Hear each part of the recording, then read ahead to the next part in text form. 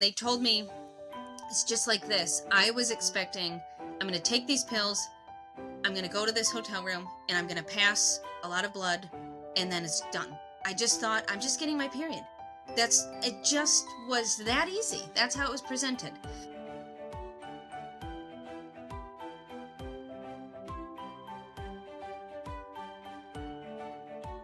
There, this is Miriam Diallo, APOG's Communications Manager, and I'm excited to share with you the second half of my co-host Dr. Susan Bain's conversation with Leslie Wolbert about Leslie's chemical abortion experience nearly 2 decades ago.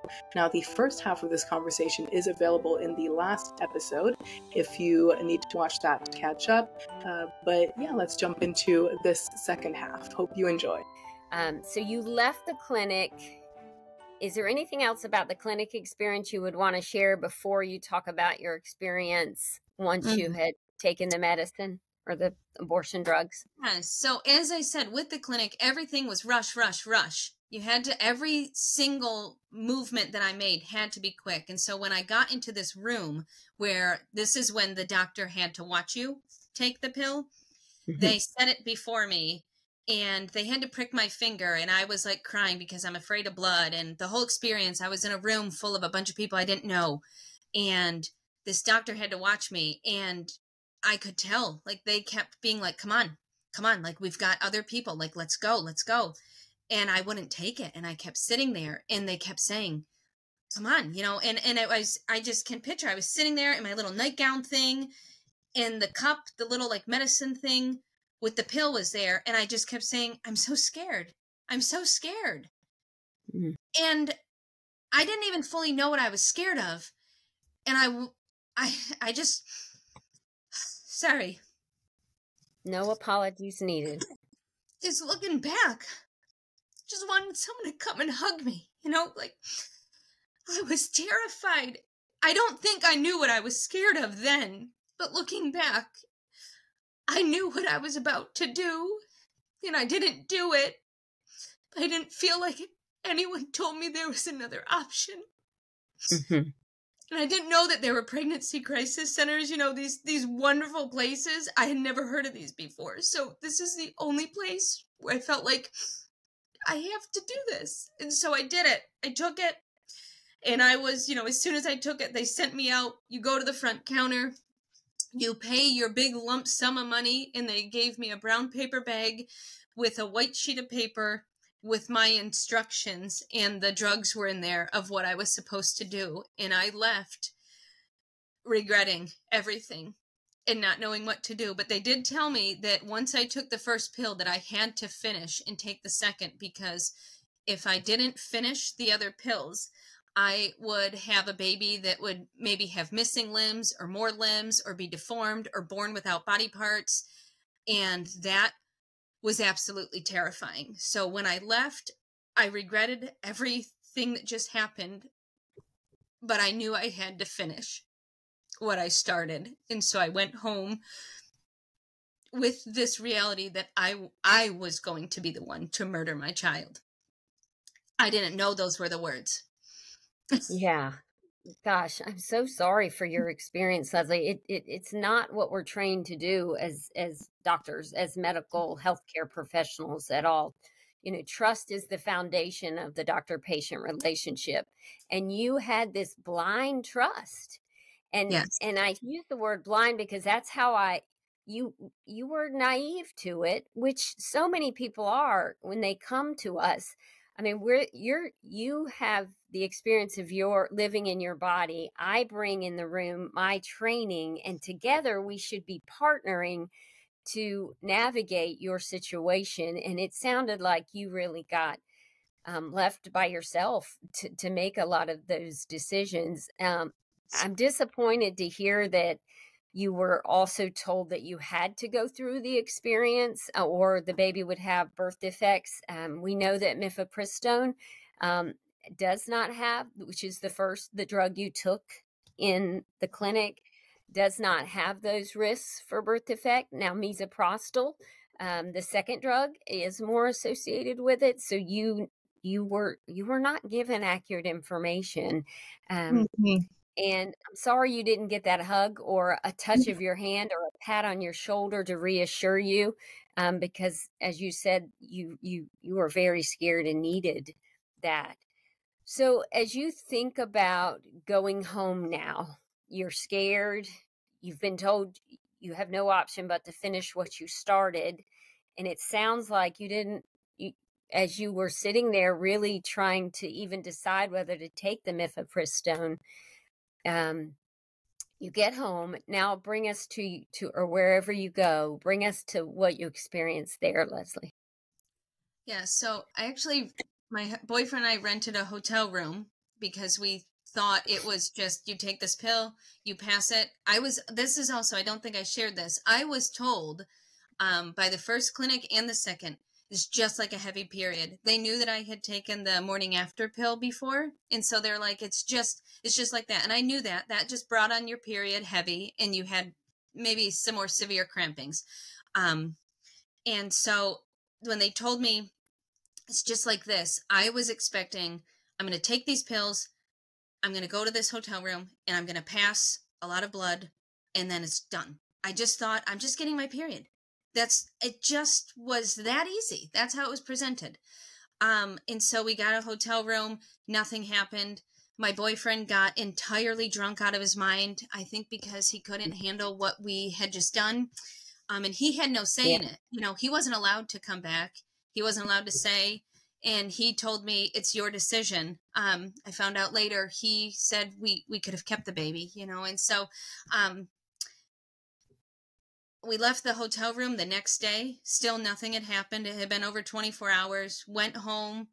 My mom, who I lived with, and younger siblings, she left because she found out I was going through with this, and she couldn't handle it. So she left and stayed somewhere else for the day.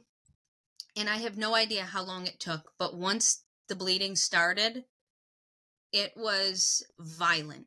The entire experience, everything that happened to my body was something that I had never experienced in my life. I had nausea, vomiting, diarrhea. It was crazy. I was on the toilet and throwing up at the same time with a fever. I had body tremors. I experienced like what I thought was like hallucinations, but now looking back years later, I was a woman in labor. I was laboring. I had absolutely no clue that there was a time of laboring. I had no idea that, it happens in these patterns, that, I had the contractions. I had all these things that were natural to a woman birthing a child, and yet I was alone in my home. My boyfriend could not handle the situation. I was crying and screaming. I was kind of in and out of a consciousness. Not that I was like ever unconscious, but I guess like in and out of like an awareness of reality, if that makes sense. I had no idea what time it was. Everything lost. Like it was just me in excruciating pain. I was begging to die. No one was home. My boyfriend left. And I, at one point, was so terrified because of all this happening, and because I was like, this amount of blood that is coming out of me. I mean, it was terrifying because I had never seen such blood, and I hadn't eaten, so I was also really shaky. I've been in and out of anemia my whole life, and so I'm sure that was not helping. I had no one watching me, no one monitoring anything that was going on. And so I called this clinic because it was on my white sheet of paper in that brown bag. And Right. I told them all these things that were happening. And the woman said that was all normal. And I thought, no, surely, like this is not normal. Like I'm dying. Like something is wrong. And that's when she said, well, if you're concerned, you should go to the ER. And I was like, well, I don't want to go to the ER. I had no one there. I couldn't have driven myself. I thought, how am I going to do this? I didn't want to call 911 and say, what do you say? I just aborted my baby and now you saved my life. Like I killed my baby. So now you saved me. It just, all of these things were like, I'm not calling anyone. So I just suffered alone, wondering, am I going to die? Begging God to kill me because I thought surely this would be the end, and I wanted it to be the end. And it was once some of the stuff subsided. I think it had been a full day of all of this happening. Wow. And I realized some of the pain had subsided, and I came to like my senses. It's like I understood, like, oh, it's, it's nighttime, like I kind of had reality Yeah. back, and I Yeah. realized I am filthy. I had vomited everywhere, all over me. My hair was disgusting. I had, and this sounds like gross, but I had like explosive diarrhea, like unnatural, uncontrollable, and bleeding. So I was like, I need to shower. And so I showered. And this was like the first time that I was really standing up and not like going from laying, sitting, all this. And it was in the shower as I was washing myself that the biggest blood clot, I remember them telling me something about like a tennis ball size clot may come out, and that, that would be the passing. And I realized when I looked down at the water and I noticed it was starting to pool around my feet, that this blood clot that I was told about was blocking the drain, and I did not know what to do. I immediately was like, that's my baby. Oh my God, that's my baby. And I didn't know what to do. No one else was there. I scooped it up while the shower was, still going, and had it in my hands, and I didn't know what to do. No one told me that I was going to be disposing of my child and the remains of it. I had absolutely no idea that this was going to take place. And so I just put in the toilet, and I stood there, and I'm like, what do I do? It just felt so crazy. And so I flushed the remains of my child down the toilet while I stood there sobbing in disbelief of like, what just happened? Mm-hmm. And I couldn't go back in that bathroom again. My family still lives there, not my mom, but aunts and uncles. My aunt and uncle live there, and it's been almost 19 years, and I still cannot walk in that bathroom. I cannot. Wow. It's a murder scene. When you think about that story and the fact that women's apartments, their dorm rooms, their homes, and often it's their bathroom in those places, are turning into abortion clinics. Mm-hmm. And every time you're in there, you experience that trigger of the traumatic event that you experienced. It's no wonder. And you're not the first person who's told me they avoid the bathroom where, their abortion took place. Yes. Thank you for your honesty. I think one of the important things is more and more women experience using abortion drugs. And we know that last year there were actually 1 million abortions, and 63% of them have been estimated to have been abortion drugs. That means that 630,000 women had an experience like you had at home. And we know that the FDA's label for mifepristone says 1 in 25 will go to the emergency department. And you probably needed to go to the emergency department. Yes. When you think about that, I think we're going to see more and more women who are brave like you and share their story to try to protect other women from experiencing what you experienced. So Leslie, as we kind of wrap things up, I want to ask you, what's your message for women out there who find themselves with an unintended pregnancy? Looking back, what have you learned that you would want to share with other women and men? Yeah. I think the greatest thing that I hope that women and men know is that there are people that want to help, that legitimately want to come alongside of you in your fear, in your situation, and come alongside of you and help you. They do not want to just dispose of you or your child and just treat you like a problem. They want to come alongside of you. And so I didn't know that there were centers or people that cared about me and my unborn child at that time. But now I am aware of it, and I thank God for those centers. Also, just the reality that it's not as easy as it sounds. I recently, and you met my daughter, I recently had to tell my children when I shared, because my husband and I didn't want them to know from, find out from someone else. And so my 9-year-old daughter found out, and I have had to grieve my loss in a new way through the eyes of a 9-year-old daughter. As she cries almost every night. That was in March. It has been very hard. She cries almost every night. I named my first daughter, whom I aborted. I just say daughter because I just felt like it was a girl. I don't know. I named her Glory, and my 9-year-old now still cries and says, "I miss Glory. Why did you abort her? Why did you not want her? You're kind and nice, Mom." And so realizing that not every woman would have to share this, but I chose to, because I want my children to understand this changed me. This changes the mother that I am, changes the woman that I am. Also to remember or to realize that what women are being told is that it's an easy thing. You can get on with your life. You never get on with your life.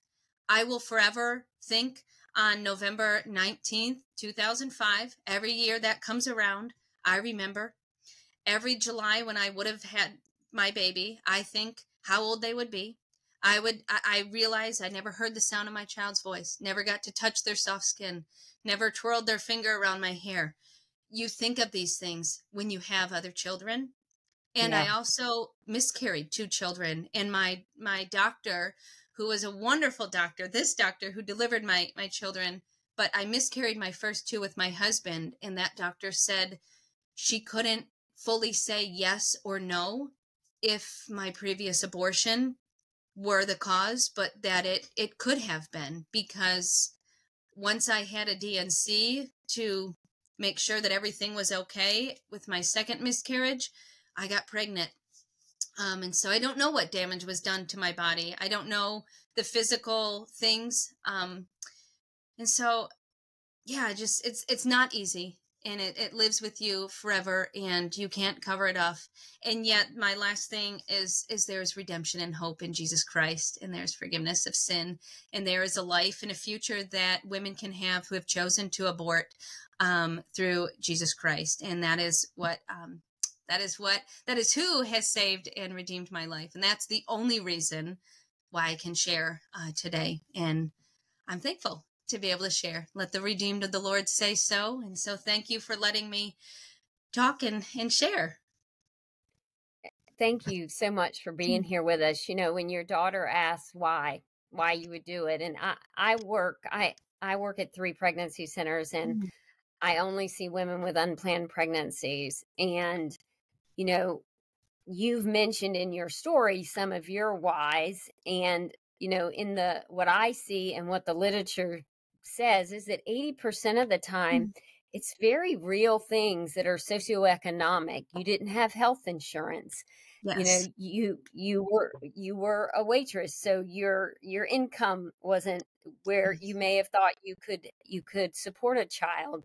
And one of the beauties of the nearly 3,000 pregnancy centers across the country is that we recognize that there are, I've never met a patient who wanted to have an abortion who walked in our door, but at that moment she felt like she had no other choice. And so we tell the women that it's not our decision to make, but it is our job to empower you with information, provide you with exceptional health care, and to address those barriers and obstacles.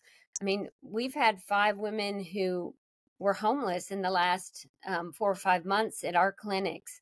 And a woman who's got a little one and sleeping in a hotel night by night or a car, unless you change that circumstance, her ability to be able to see that she can do what she really wants to do, which is typically not have an abortion, it can happen if you do that. So I'm really glad that you shared with our audience the value of pregnancy centers. I also think you spoke to all the medical professionals who are listening of what women need when they do have an unplanned pregnancy, and so much of what you needed you didn't get. Yeah. So thank you for sharing your heart with us, your experience, your honesty, and your healing that you're also experiencing. So we appreciate you being with us.